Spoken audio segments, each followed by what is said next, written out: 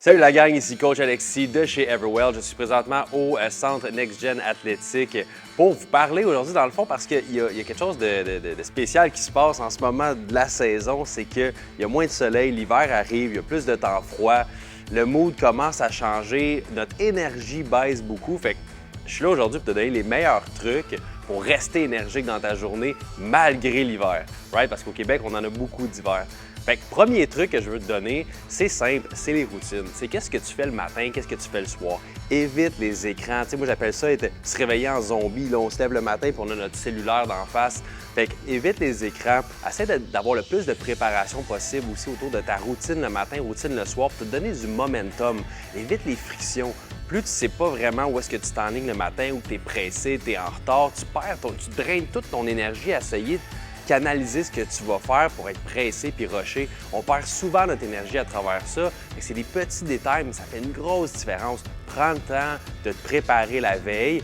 Fais une belle routine le soir pour que le matin, tu sois optimal. Et ça, c'est le premier gros truc qui va faire un gros changement. Oui, tu peux acheter des choses comme la douche froide, comme sauter sur une trampoline, comme Tony Robbins, mais au final, ce qui est important, c'est que tu trouves la routine pour toi qui va faire le mieux.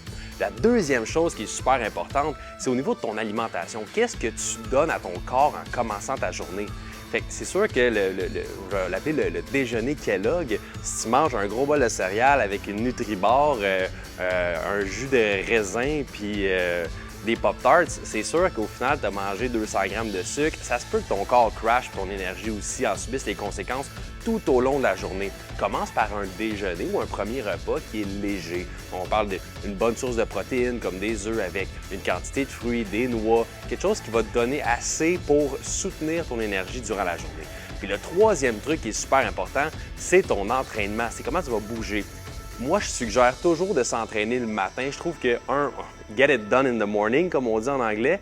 Puis, la deuxième chose, c'est que ça va te donner de l'énergie, le momentum pour activer ta journée. Tu vas avoir le sentiment du devoir accompli. Ça, c'est une très bonne chose. Si tu ne peux pas t'entraîner le matin, essaye quand même de bouger. Aller marcher le chien, juste faire une marche toi-même ou avec ton conjoint ou ta conjointe. Ou essayer de bouger, faire un mini-workout, peut-être des squats, des push-ups.